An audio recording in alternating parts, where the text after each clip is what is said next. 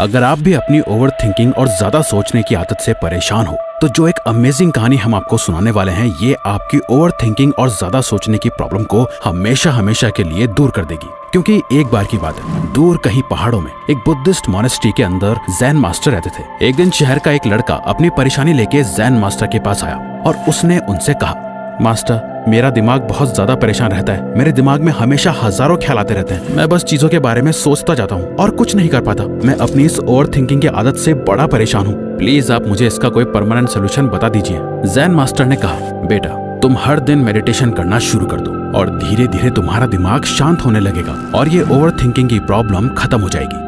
लेकिन वो लड़का कहता है, मास्टर मेडिटेशन मेरे बस की बात नहीं है। मैंने शहर में कई लोगों से बात करी, डॉक्टर्स को दिखाया, सबका यही कहना है कि मेडिटेशन करो सब ठीक हो जाएगा। मैंने बहुत ट्राई कर लिया लेकिन ये मेरी ओवर थिंकिंग की प्रॉब्लम का सोल्यूशन नहीं है। आप प्लीज मुझे कोई और सोल्यूशन दीजिए, कोई मंत्र दीजिए जिससे कि मेरा माइंड शांत हो जाए और मैं ओवर थिंकिंग ना करूँ।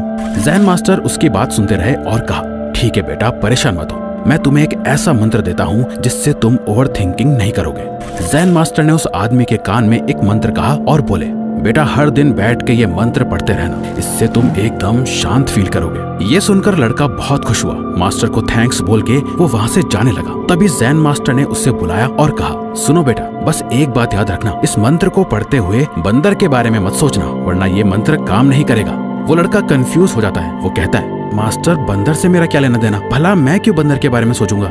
जैन मास्टर कहते हैं, हाँ तो अच्छा है, तुम्हारा बंदर से कोई लेना देना नहीं है, तुम मत सोचना बंदर के बारे में।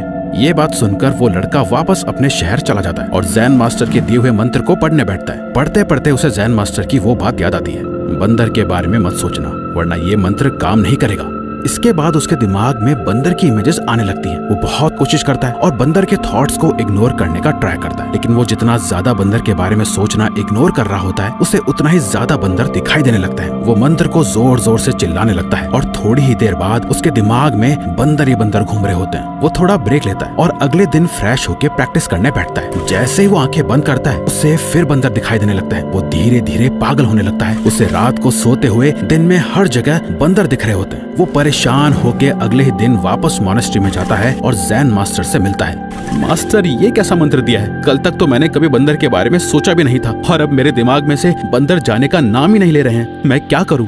जैन मास्टर मुस्कुराते हुए कहते हैं, यह तुम्हारे लिए एक लेसन था। तुम अपनी ओवर थिंकिंग से इतने परेशान हो गए कि उसका सोल्यूशन ढूंढते ढूंढते तुम यहाँ तक चले आए, जबकि सोल्यूशन तुम्हारे खुद के माइंड में ही है। तुम अपनी ओवर थिंकिंग से परेशान इसलिए हो क्योंकि तुम हमेशा अपने दिमाग में थॉट्स को आने से रोकना चाह रहे हो, जैसे तुम बंदर के थॉट्स को रोकना चाह रहे थे, जिसे कर पाना नामुमकिन है। हमारे थॉट्स एक स्प्रिंग की तरह होते हैं, तुम जितना इसे सप्रेस करने की कोशिश करोगे ये उतना ही ऊपर जंप करेंगे। जब भी तुम खुद को ओवर थिंकिंग करते हुए पाओ तो सबसे पहला काम ये करो कि उन थॉट्स को इग्नोर करने की कोशिश मत करो। तुम जितना ओवर थिंकिंग को अवॉइड या इग्नोर करोगे ये तुम्हारे ऊपर उतनी ही ज्यादा हावी होती जाएगी। ये बात सुनने के बाद उस लड़के को थोड़ी क्लैरिटी मिलती है। वो जैन मास्टर से कहता है, ठीक है मास्टर, अब से मैं जब भी ओवर थिंकिंग कर रहा हूँ तो मैं उससे रोकने की कोशिश नहीं करूंगा, अपने थॉट से फाइट नहीं करूंगा, पर इससे मेरी ओवर थिंकिंग खत्म तो नहीं होगी। मुझे एक्चुअली में करना क्या होगा, अब आप ये बताओ। जैन मास्टर कहते हैं, तुम मुझे एग्जैक्टली बताओ क्या प्रॉब्लम है, किस बात को लेकर ओवर थिंकिंग कर रहे हो। वो लड़का बताता है, मास्टर वैसे तो बहुत सारी चीजें हैं पर अभी अगले 3 महीने में मेरा एक बहुत इंपॉर्टेंट एग्जाम है जिसपे मेरी पूरी लाइफ डिपेंड करती है। अब मैं बस यही सोचता रहता हूँ कि उस एग्जाम में क्या होगा, कैसे होगा,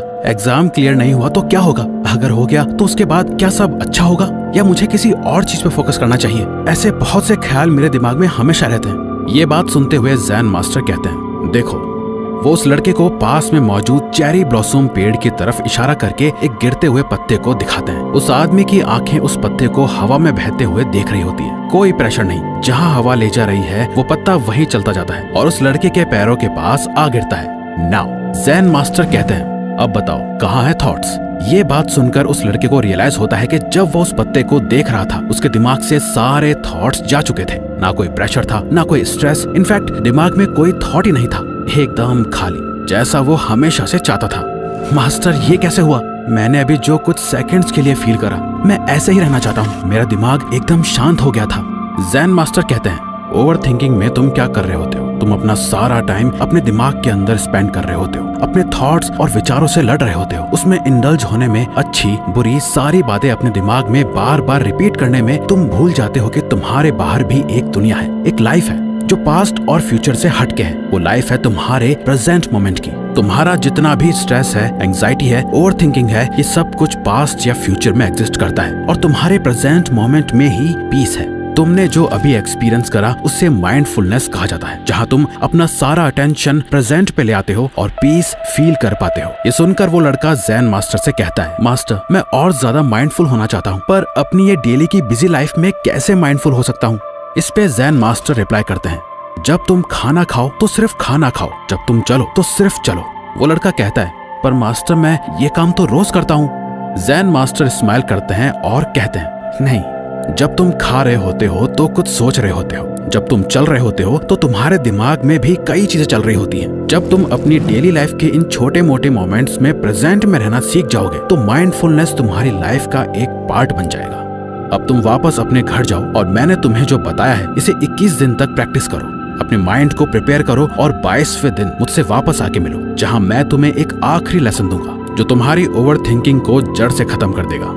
ये सुनकर वो लड़का वहाँ से चला जाता है और 21 दिन तक अपनी डेली लाइफ की एक्टिविटीज में माइंडफुलनेस प्रैक्टिस करता है। उसकी ओवर थिंकिंग कम तो हो गई होती है, लेकिन अभी भी वो खुद को परेशान ही पाता है। कुछ थॉट्स ऐसे होते हैं जो बार बार ट्रिगर होते जाते हैं, जिन्हें वो कितना भी चाहे अवॉइड या इग्नोर नहीं कर पाता। जिसके बाद वो वापस ज़ेन मास्टर से मिलने जाता है और अपनी पूरी सिचुएशन मास्टर को बताता है। ज़ेन मास्टर कहते हैं, आओ मेरे साथ चलो और ये बकेट उठा लो। ज़ेन मास्टर उसे एक नदी के पास लेके जाते हैं और उस लड़के को इस बहती नदी से इस बकेट में पानी भरने को कहते हैं। वो लड़का पानी भरता है और कहता है, अब क्या मास्टर?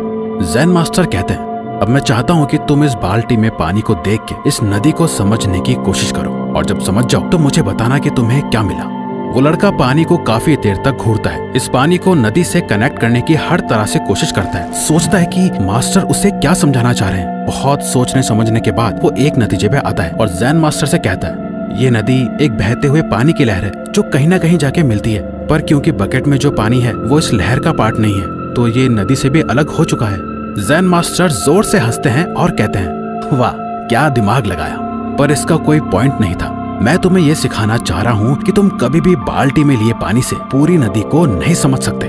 नदी को समझने के लिए तुम्हें इस बहती नदी को एक्सपीरियंस करना होगा। तुम्हारी पूरी लाइफ इस एक नदी की तरह है और तुम एक बाल्टी में पानी भर के जो है तुम्हारे थॉट्स, उस पूरी नदी को समझने की कोशिश करने में लगे हुए हो, जो है तुम्हारी लाइफ को समझने के लिए तुम्हें लाइफ को एक्सपीरियंस करना होगा। तुम्हारे ये थॉट्स तुम्हारी लाइफ नहीं है, तुम जीते हो अपने एक्शन से। हर दिन उठकर तुम पूरा दिन क्या काम करते हो इस बात पे तुम्हारी लाइफ डिपेंड करती है, न कि इस बात पे कि हर दिन उठकर तुम पूरा दिन क्या सोचते हो। इसीलिए अपने थॉट्स और विचारों को इतनी ज्यादा इम्पोर्टेंस देना बंद करो। अब तक मैंने तुम्हें जो कुछ भी सिखाया उसे समरी बना दिया जाए तो ऐसे समझो, जब भी तुम ओवर थिंकिंग कर रहे हो तो बस ये 3 काम करो। सबसे पहले तो अपने थॉट्स और विचारों से लड़ो मत, उन्हें एक्सेप्ट करो, उन्हें अवॉइड करने की कोशिश मत करो। जो थॉट्स आ रहे हैं उन्हें आने दो। दूसरा, अपने दिमाग से बाहर आ जाओ, इमीडिएटली अपना फोकस प्रेजेंट मोमेंट पे लेके आओ। अपने आसपास देखो क्या हो रहा है, तुम क्या कर रहे हो, माइंडफुल हो जाओ। लास्ट, अब एक जगह शांति से बैठो,